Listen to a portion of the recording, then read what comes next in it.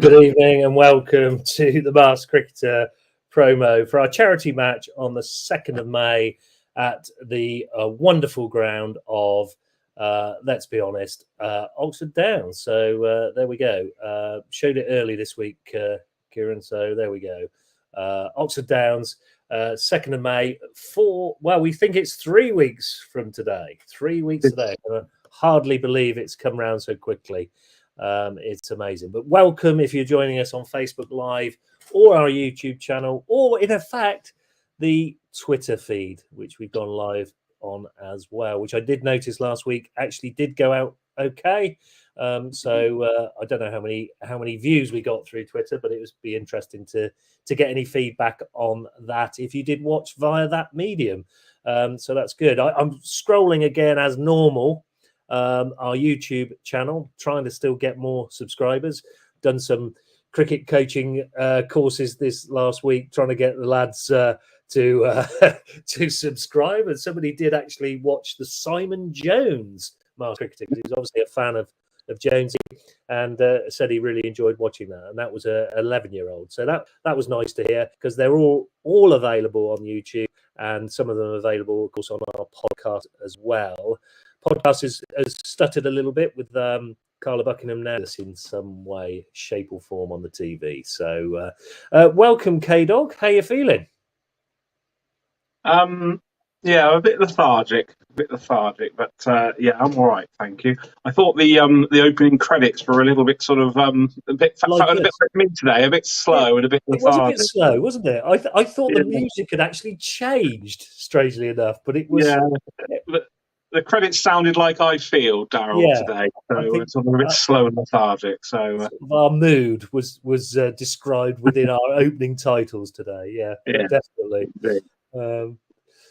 God, I interrupted Kdog like I normally do. So no, I'm fit. Other than that, I'm okay, thank you. I'm just trying to get myself ready, if I can, to partake in this wonderful charity day. Thank you for giving me some nets, and thank you for sending me the video to show me how absolutely dreadful I am last week. That was a couple of weeks ago, right? That was very good of you. So yes, whilst I was on my sick bed last Wednesday, Daryl sent me a video to cheer me up, showing a video of my batting, and it made me realise just how terrible I am. So that really didn't cheer me up, but thank you anyway. It was very, very kind of you to. My pleasure. My pleasure. Send that over. It is available on YouTube for everybody to see. Kieran, no, it's not. No, it's not. Definitely not. I wouldn't do that to you. I will bring that style with me if I'm fit enough to play and selected. I will bring that batting style with me on the 2nd of May on the May bank holiday. Good stuff. I was a bit of a paramedic, wasn't I? Actually, last Tuesday evening, with a bit of a back spasm at the end of the session. Yeah, for those that didn't know, so I had a little cricket net, and my back seized up something rotten, and I ended up. Daryl thought it was because I just didn't want to have him put the kit away at the end of the night, but basically I couldn't move. So I think it's old age. I had a back spasm, and probably the most painful thing I've had for quite some time. So yes, if I play in a couple of weeks' time, Daryl, I'll be even slower than I normally am. So can I get any slow? I'll be going backwards, won't I? Anything to not put my stuff away and help me with the mat, which is really heavy at Burford School, but never mind. It was all good fun. Eventually got in about 11:30, I think. It was a late one, but fortunately you did get home safely, so that was the main thing at the end of the day. So all good. If George Hiley is on, hi George, if you're there, I don't know if you have joined us, but we would like you to join us next week for our promo. We'd like to do another little interview with you to get you on board to see how your coaching is going and how things have gone for you with the Lord's Taverners, because obviously everything we've done through the Masked Cricketer over the past, I was going to say 18 months, but it's probably 2 years now, isn't it? It's 2 years, actually. Yeah. Amazing to think that, isn't it? It does. I mean, it's amazing, really, to think that's 2 years ago. The time has really flown by. But as you can see, now scrolling down the bottom is you can still donate via our Just Giving page. Search the Masked Cricketer, and donate if you possibly can. That's something we've been doing over the last 2 years. We've raised a little bit of money to help the Tavs along the way, probably small fry to some of the great contributions they get, and some of the amazing work they do, and some of the charity runs or climbs in Arctic conditions or whatever. We had Lloyd Scott on, didn't we, probably a year or so ago, after his deep sea diving outfit up the Three Peaks. So that was a great experience for him, but also massive contribution to the Tavs. A lot of money raised through his heroics. But stop press. I think there might be a little announcement due anytime soon about a certain young man who might be leaping out of an aeroplane. People have been asking for the last 7 or 8 months, when's it going to happen? And people saying he won't do it. And I gather there might be some movement on that. Now we're through the worst of the pandemic, and you might possibly have some news coming up about when and where. And I guess now that we're out of the worst of the pandemic, I guess you would very much welcome a lot of support on the ground, wouldn't you, to come and see you jump out of that plane? I want as many people there to catch me as I possibly can get to basically. I can't catch, so it wouldn't be me. Oh, that's a good point, actually. No, just really for the support, and obviously we try and get some media there because of what we've done sort of locally. It'd be nice to try and get that down, but I mean, who knows? I mean, it's a tricky one, but yes, I am very close to sorting that out. It's just one or two things I need to sort out. See if we can get a celebrity there as well to hand over one of those big checks. I've always wanted one of those big checks, Kdog.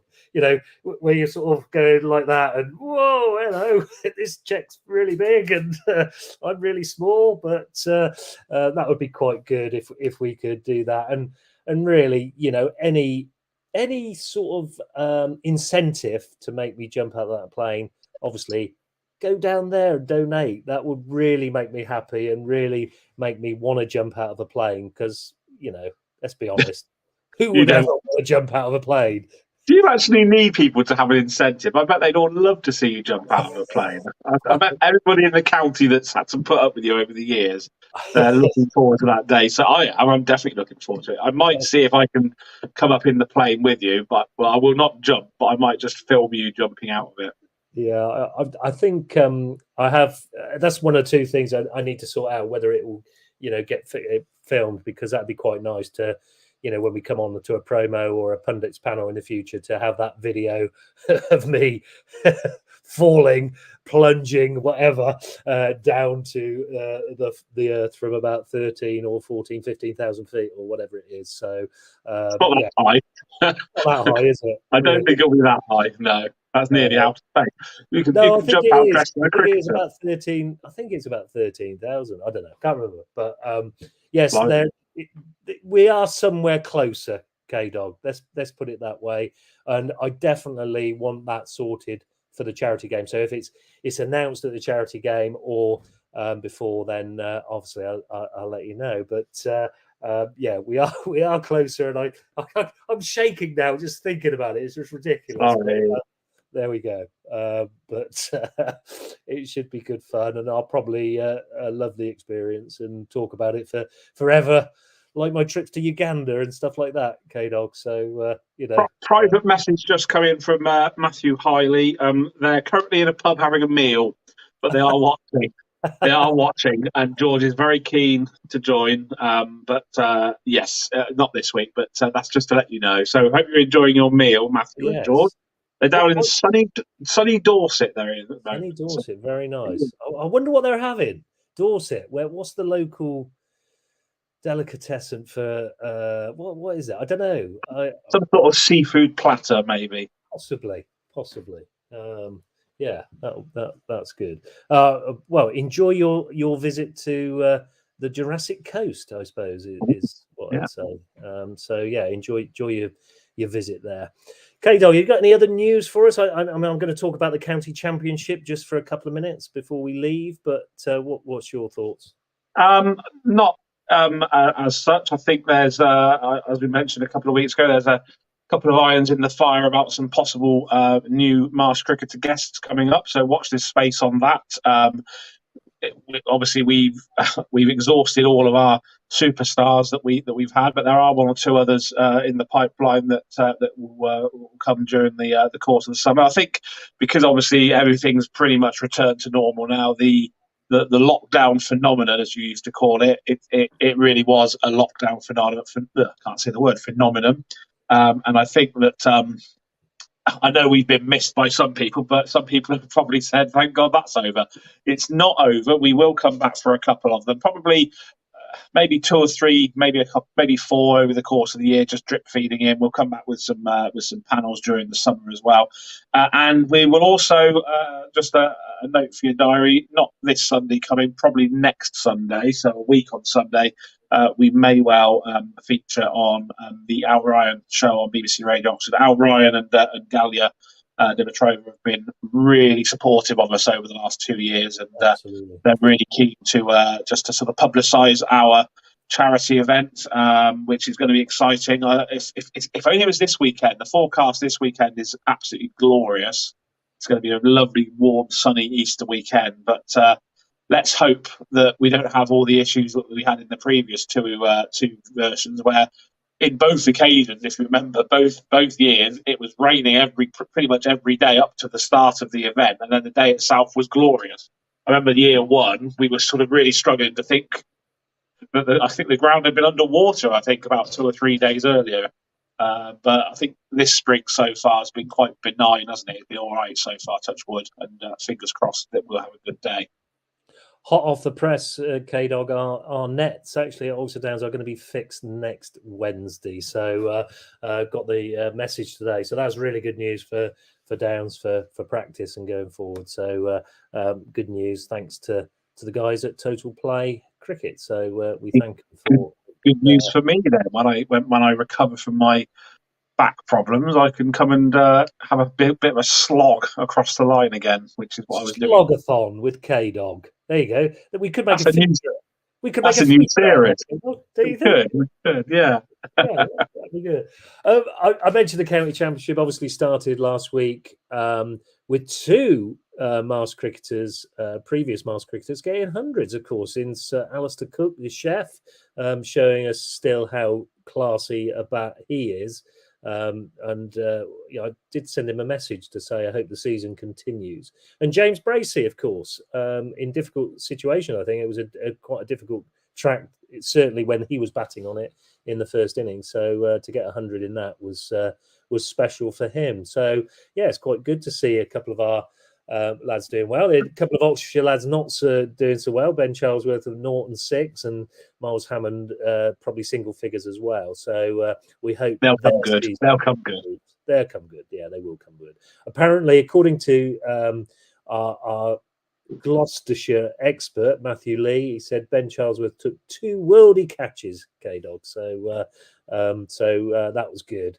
And he bowled a few overs, and so did Miles. So they are obviously figuring quite heavily in Gloucestershire going forward. It's quite interesting. I think there was quite a few draws, weren't there? I know Hampshire won and that, and obviously Essex played on an absolute road in the the beginning of April. It was amazing. I think some interesting. Sussex lost. That's a disappointment for our partnership. Kdog smiling there, but sorry, I wasn't supposed to smile there. He wasn't supposed to smile on that one. But Stephen Finn making his debut there and looked like he did okay. Actually, I think he started his career at Sussex quite well. So our regards to, of course, Daniel Norcross's partner on 0 ducks given. Daniel Norcross stopped talking yet for the podcast that we did.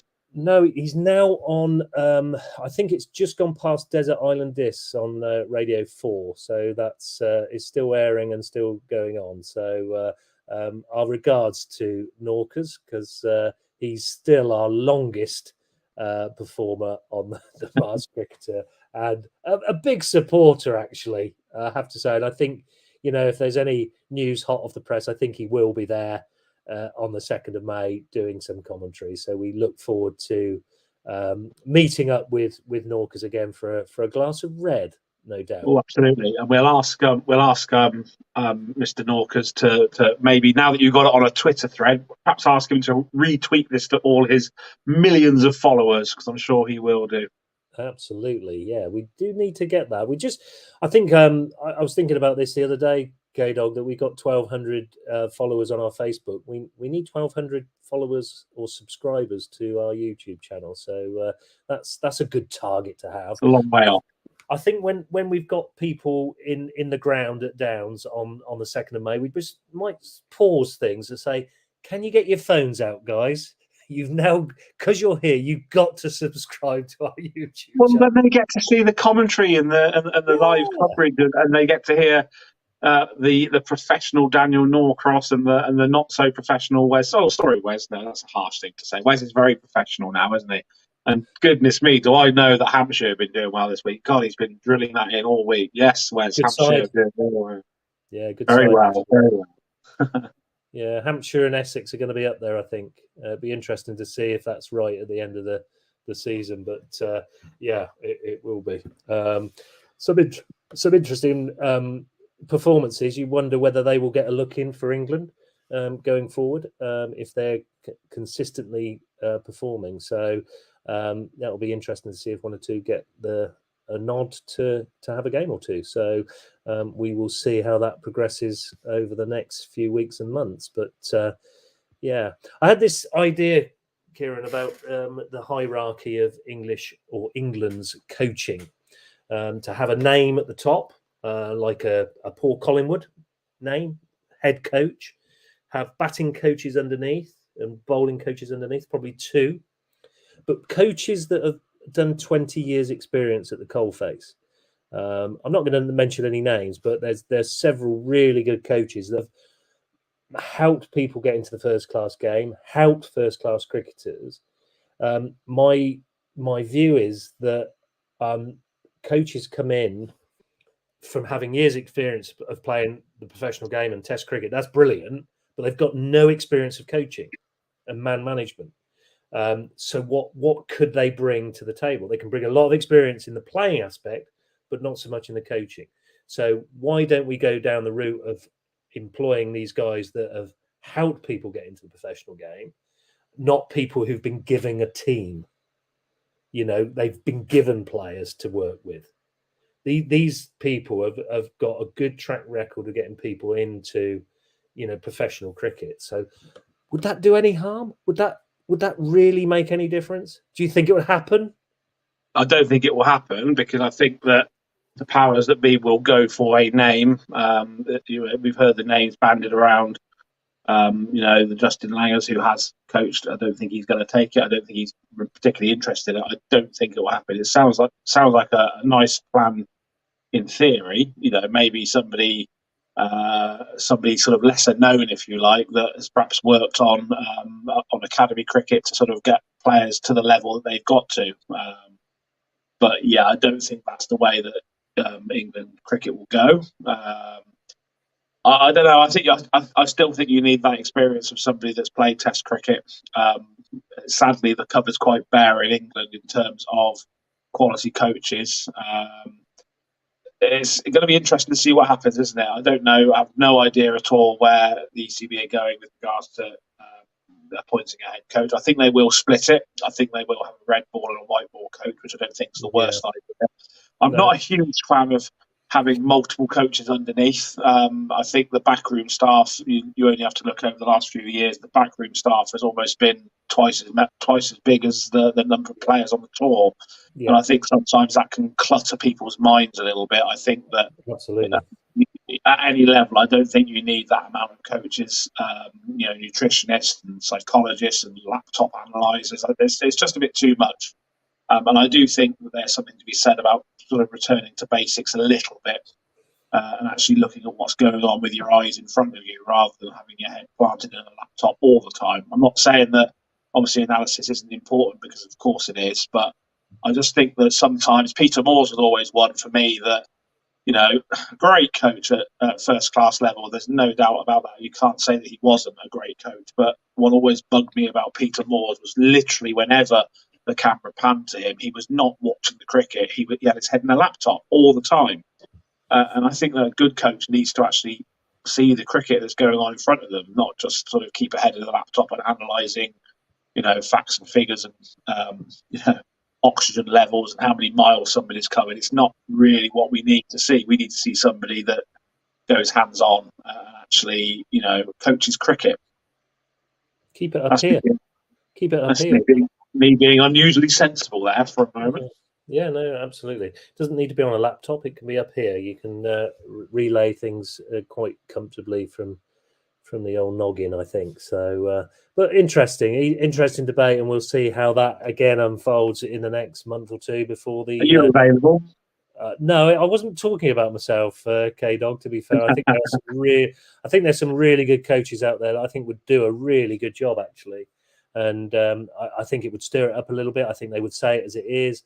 I just think it would be fresh. I think it would be fresh. I think it would really work. I'm with you. I think perhaps just one bowling coach, one batting coach, so you haven't got multiple, thoughts going through players' heads, because some people like that, some people don't like that. You've got to work out how you work with a player, and I think some of these people can do that really, really well. And like I say, it'll be really interesting to see. I like Wes's idea that he's just put in the chat. That's quite a good idea. Is that Rupert Evans for England? Yeah. Well, he's got a good track record, to be fair, hasn't he? You have to say that. And Paul Fowler, there you go. I've put it there. That's Paul Fowler wouldn't make a good coach for England. Sorry. No, I didn't mean that. I thought it was a very good comment about the talent, world-class players of sorry, Paul. Marino and people like that. So yeah, no, he's definitely got a point there for sure. But that's just ramblings of an old coach, really. But wanting England to do something a little bit different, to shake up the old cupboard, to see if those sort of things work. Why not? It's not working with the people we've got, so. Why not? So it's not going to happen, I know, but it's worthy of discussion. It's worthy of discussion. But I would say, as I've said several times, and I'm not going to be massively negative today, I would say that the system's broken at the moment. Generally within the ECB and how how cricket's going and the priorities that are put on certain competitions. I'm not going to bang on about it again because it gets boring after a while. But at the end of the day, we need to put some effort. I don't know how it's going to be resurrected, but we need to put more effort into the county championship. How that happens, I don't know, because there's too many counties competing amongst each other. Whether you go, I don't know. It's hard, isn't it? Whether you go 3 divisions with promotion relegation and introduce sort of national counties into the lower divisions, I don't know. But there's got to be something different that comes in to make the county championship competitive, improve the pitches. Although, as you said, they've been pretty good this week. And hopefully get the longer form of cricket back at the pinnacle in the forefront. It was really interesting this week, actually, to see and to hear Jacob Bethell, the Hampshire under-19, who played in the World Cup and was an absolute star in the World under-19 World Cup for England. A young lad like that. He received a surprise draft for the competition that shall not be named by me. But he did an interview and said that as much as he's happy to have that, he wants to focus on red ball. He's desperate to play for England in the long form of the game, and he sees that as the pinnacle. It's brilliant to hear young cricketers like that are putting cricket ahead of money. They're putting a career in proper cricket ahead of money grabbing and chasing the big buck for a quick smash and bash. So that was really, really pleasing to see. And Jacob Bethell, we know a little bit about. I don't think he played against us in that game, but we certainly saw some of his teammates against Oxfordshire last year, and he's definitely a star of the future. Yeah, interesting. You're right. I think there's, I don't blame people for doing it in any way, shape, or form because they've got to make a living. But it's a fresh thought from that young man for sure. So yeah, really, really good to hear. Kieran, we said at the beginning, viewers, we said we'll come on for 10 minutes. We'll have a little chat. We'll say about the May the 2nd, our charity game, Masked Cricketers versus the Lords Taverners, and we've gone on for nearly half an hour.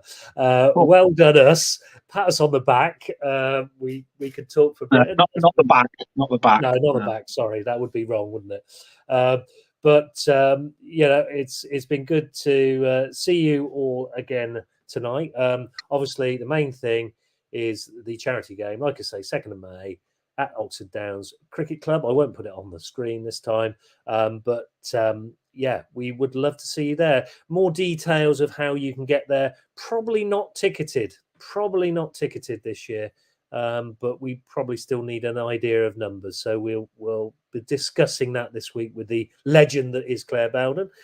She will let us know what she feels is the best options. And that is something I've got to organise after this broadcast. So thanks again for watching. Kieran, you haven't got anything else to say, have you? No. Oh, I thought you'd frozen there for a minute. I'm getting worried. I thought that no, I won't say what I was going to say, but no, that's fine.